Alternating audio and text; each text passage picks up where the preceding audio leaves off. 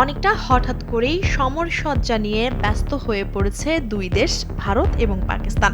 আর এই তোড়জোড়ে ধারণা করা হচ্ছে একটু দমে গিয়ে হলেও ফের যুদ্ধের প্রস্তুতি নিচ্ছে দেশ দুটি। এরই মাঝে দুই দেশের মিডিয়ায় বিষয়টিকে যুদ্ধের পূর্ব প্রস্তুতি হিসেবে উল্লেখ করেছে।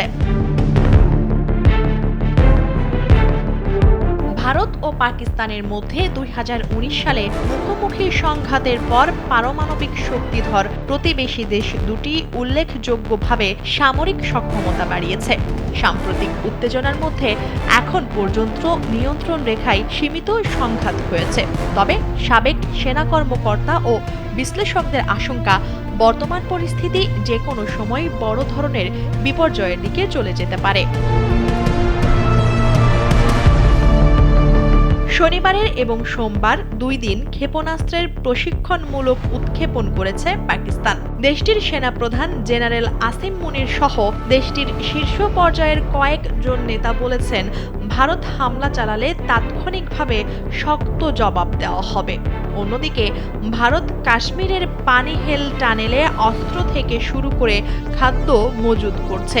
প্রতিদিনই সেখানে সেনাবাহিনী মোতায়েন করা হচ্ছে। চলমান উত্তেজনার মধ্যেই শনিবার পাকিস্তান ৪৫০ কিলোমিটার দূরপাল্লার ভূমি থেকে ভূমিতে নিক্ষেপযোগ্য একটি ব্যালিস্টিক ক্ষেপণাস্ত্র উৎক্ষেপণ করেছে।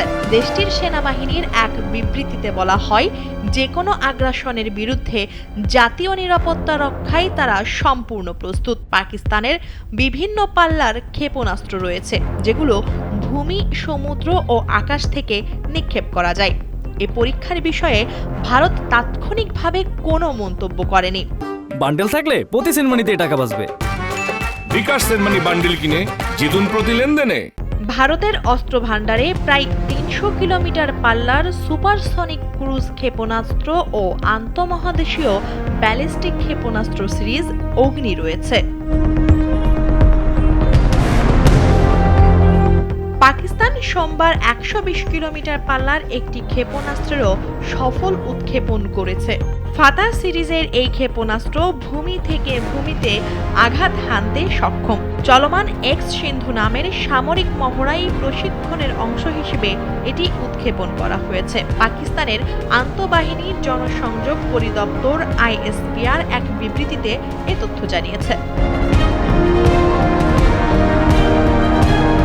২০১৯ সালের সংঘাত নিয়ন্ত্রণে বাইরে চলে যেতে বসেছিল। শেষ পর্যন্ত যুক্তরাষ্ট্রের মধ্যস্থতায় পরিস্থিতি শান্ত হয়। পাকিস্তান বিমান বাহিনীর সাবেক যোদ্ধা পাইলট কাইসার তুফাইল বলেন, ২০১৯ সালে ভারত সেভাবে প্রতিরোধমূলক অবস্থান তৈরি করতে পারেনি। তাই তারা এবার আরও জোরালো আঘাতের চেষ্টা করবে, যা বিপজ্জনক হয়ে উঠতে পারে। ২০১৯ সালের সংঘাতের পর প্রধানমন্ত্রী নরেন্দ্র মোদী বলেছিলেন, ওই সময় ভারতের হাতে রাফাল যুদ্ধ বিমান না থাকার শূন্যতা অনুভব করেছে। তা থাকলে ফলাফল ভিন্ন হতে পারত। সে সময় এই ফরাসি যুদ্ধ বিমানগুলো অর্ডার করা হয়েছিল। তুফাইল বলেন, এবার ২০১৯ সালের চেয়ে যদি আরও এক ধাপ এগিয়ে যাওয়া হয়, তবে তা ভয়াবহ ঝুঁকির বিষয়। পারমাণবিক শক্তিধর দুই দেশের মধ্যে সংঘাত অত্যন্ত বিপজ্জনক। প্রায় ২০০ বছরের ব্রিটিশ ঔপনিবেশিক শাসনের পর ১৯৪৭ সালে ভারত ও পাকিস্তান নামের দুটি স্বাধীন দেশের জন্ম হয়। এরপর ১৯৪৮, ১৯৬৫ ও ১৯৭১ সালে দুই দেশের মধ্যে ৩টি যুদ্ধ হয়। পূর্ণমাত্রার এই ৩টি যুদ্ধের মধ্যে কাশ্মীর নিয়ে ২টি যুদ্ধ হয়। কাশ্মীর ইস্যুতে সীমান্তে একাধিকবার সংঘর্ষ হয়। ১৯৯০-এর দশকে দুই দেশের পারমাণবিক অস্ত্র তৈরি করে। তখন থেকে কাশ্মীরকে বিশ্বে অন্যতম বিপজ্জনক সংঘাতময় অঞ্চল হিসেবে বিবেচনা করা হয়। সামরিক বিশ্লেষকেরা মনে করেন, কোনো পক্ষই দেয়ালে পিঠ না ঠেকা পর্যন্ত পারমাণবিক অস্ত্র ব্যবহারের কথা ভাববে না। তবে সীমিত সংঘাত অতর্কিতে বড় সংঘাতে রূপ নিতে পারে।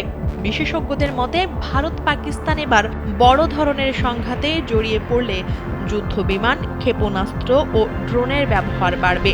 এসব ক্ষেত্রে উভয় দেশ প্রায় সমান অবস্থানে রয়েছে, কিন্তু দীর্ঘমেয়াদের কথা ভাবলে ভারত এগিয়ে রয়েছে, কারণ দেশটির সার্বিক সামর্থ্য বেশি।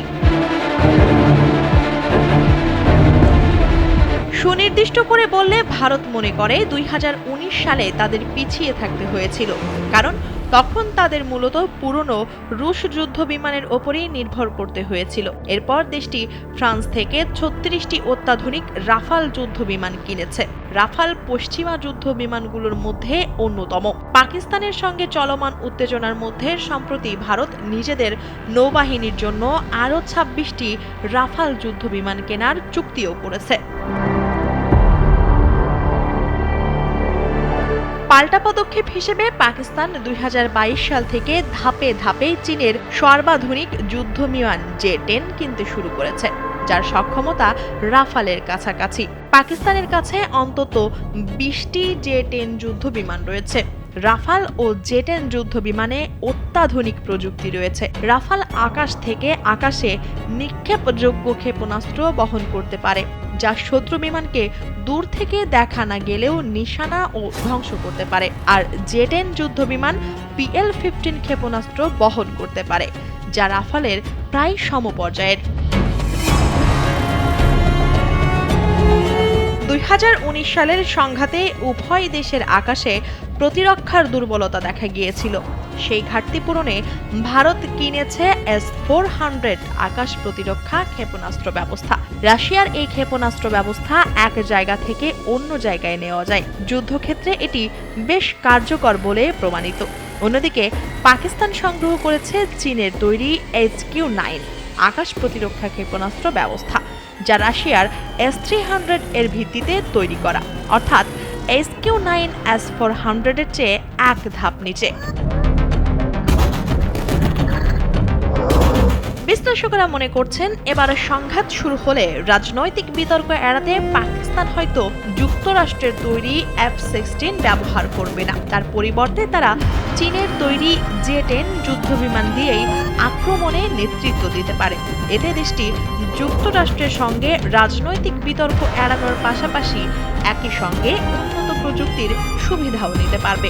তবে এবার যুদ্ধ বিমান না পাঠিয়ে ড্রোন বা ভূমি থেকে নিক্ষেপযোগ্য ক্ষেপণাস্ত্র দিয়েই হামলার আশঙ্কাই বেশি, কারণ এতে পাইলট ধরা পড়ার বা বিমান ভূপতিত হওয়ার কোনো ঝুঁকি নেই।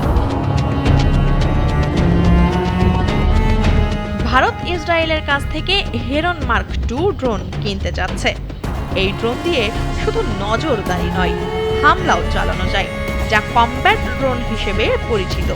দেশটি যুক্তরাষ্ট্র থেকে হান্টার কিলার প্রিডেটর ড্রোন কেনার চুক্তি করেছে। অন্যদিকে পাকিস্তান এরই মধ্যে তুরস্ক থেকে বাইরাক্তার TB2 ও উন্নত আকিঞ্চি ড্রোন কিনেছে বলে জানিয়েছেন দেশটির নিরাপত্তা সংস্থার একজন ঊর্ধ্বতন কর্মকর্তা। বাইরাক্তার TB2 ইউক্রেন রাশিয়া যুদ্ধে ব্যাপকভাবে ব্যবহার করা হয়েছে।